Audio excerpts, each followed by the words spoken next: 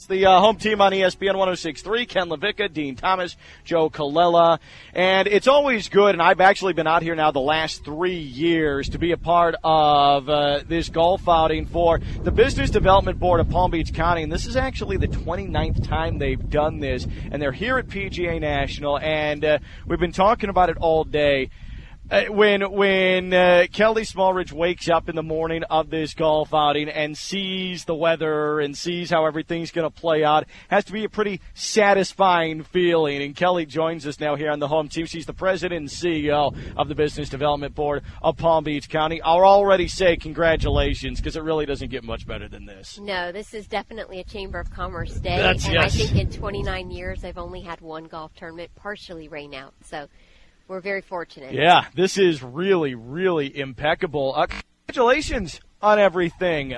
Things are rolling right now, Palm Beach County. And I at Sunfest last week, walking down Clematis, and when I moved down to West Palm Beach in 2007, you know, as you got further and further away from Flagler and the water, there were a lot of vacancies. There were a lot of empty lots still down Clematis. And it's amazing how things have changed in the hub of West Palm Beach, and then throughout the county from that perspective. Businesses are coming to Palm Beach County. It is obvious. What's been the shift? What's been the biggest reason for this growth in the county? There's a couple of reasons for the shift. As you look at states such as New York and Massachusetts, Connecticut, and Illinois, the higher they raise their taxes, the more these CEOs are going to gravitate to a state that has a more favorable tax environment. The plus for Florida is so many of these CEOs are familiar with this state. They have second homes here, or they vacationed here. So Palm Beach County has actually been leading all 67 counties in the state of Florida for job growth, and has one of the lowest unemployment and the highest average salary.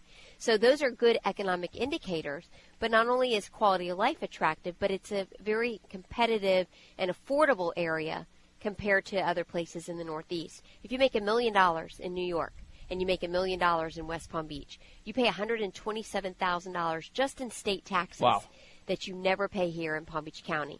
And so you just quadruple that, because these people make a lot of money, especially in the financial service industry, and therefore many of them are looking at Florida, and technology these days allows you to do business anywhere. Right. So why not come to Florida? It's not just the sunshine and the palm trees and the water. That's a nice benefit to all of this, but there are certainly financial reasons for a move into Palm Beach County, or to remain in Palm Beach County.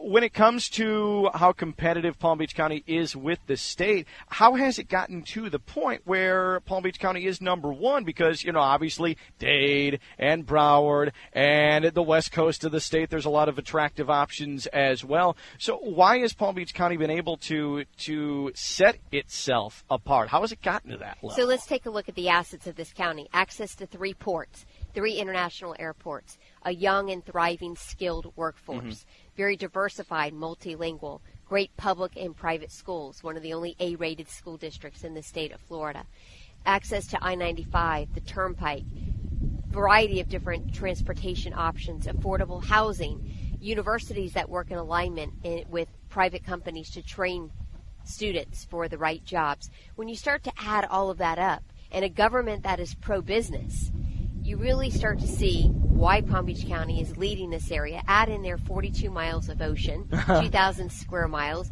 and 6 growing industries, from aviation to life science to corporate headquarters, technology, logistics, and distribution. It's no wonder why this county, over the past 10 years, has really been leading the state of Florida. Kelly Smallridge, President and CEO of the Business Development Board of Palm Beach County, here on the home team. Ken Levicka, Dean Thomas, Joe Colella. You mentioned the young, vibrant workforce, and that strikes me. You've been doing this for 29 years, and you've seen a lot of different eras of business in Palm Beach County, and the reputation of Palm Beach County nationwide is old, retired. When I moved down here in 2007, all my friends, Palm Beach County, Palm Beach, isn't that where people go to die? Right. That's the joke about it.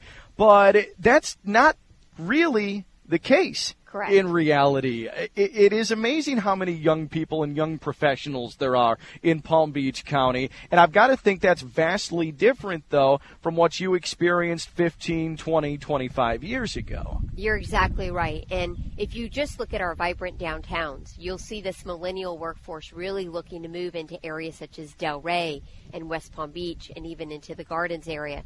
So from a 20-year perspective, looking back, the average age is probably 65, 70 years old. Mm-hmm. Today, that average age is closer to 40. There's two perceptions that we are having a hard time sort of knocking. One is the perception that this is a place where you go to retire or die. Yeah. And second is the perception of our education. And I would say in both instances, perception is not reality. And any time that a company comes here, they're shocked at the youth that's here, and they're also shocked at the quality of the schools. So if they give us the opportunity to show them this area, we're able to knock the perceptions. It's those who rule us out without giving us the chance. Right. Yeah, exactly. I've been down here since I was 22 years old, and as someone who used to frequent Clematis Street every Friday and Saturday, I can attest to the young people that are in Palm Beach County all over the place.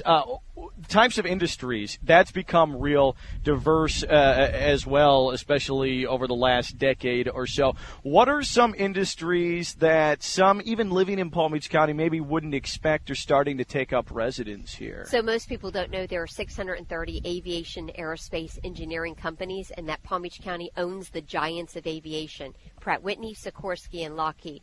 Pratt Whitney and Sikorsky have 1 million square feet of space alone on 7,000 acres. Of course, our life science industry is growing. We landed 2 of the world's largest research and development institutes. Corporate headquarters, another industry, there's 67 in Palm Beach County, 25 in Boca Raton. Logistics and distribution, as the Port of Miami expands in the Panama Canal, those companies wanting access to a consumer population are naturally going to bank their goods in Palm Beach County.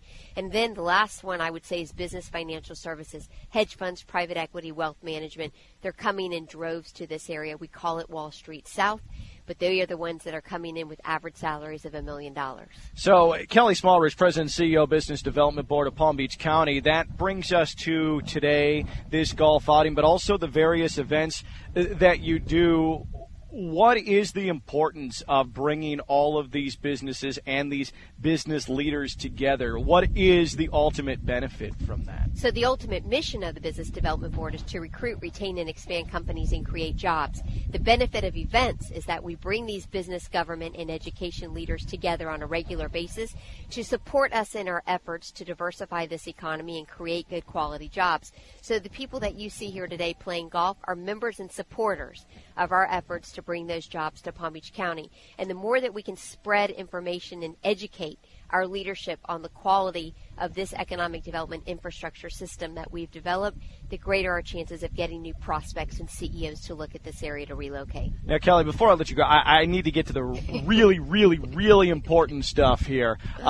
So back in November, FAU goes to the Swamp. Florida Atlantic, tiny little Florida Atlantic goes to the Swamp. It almost beats the Gators in overtime. It was embarrassing. It was amazing. It was so I disagree. embarrassing. I have season tickets, and I have 2 boys up there, but I'm also becoming an FAU fan.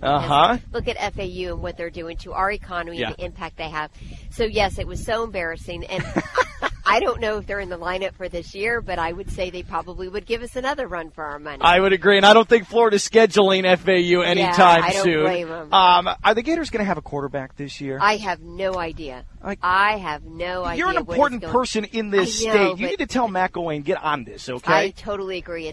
It's led to the demise of that wonderful football titan industry that we've had there, and I don't know what their issue is, but we certainly are nowhere near the team that we used to be, but still there's nothing like being in the Swamp. The Swamp, I will say Swamp this. Is it. As an FAU guy, I love going to the Swamp because you always know that atmosphere is going to be super real. In Palm Beach County, there are a ton of Gator fans, ton of Gator fans here, so it's probably in businesses of Palm Beach County their best interest for Florida to find a quarterback and go to an SEC title game where they have a realistic chance of winning as opposed to last year. Kelly, awesome stuff. Always great to see you. Congratulations on such a great day and the golf outing. Thank you for having me.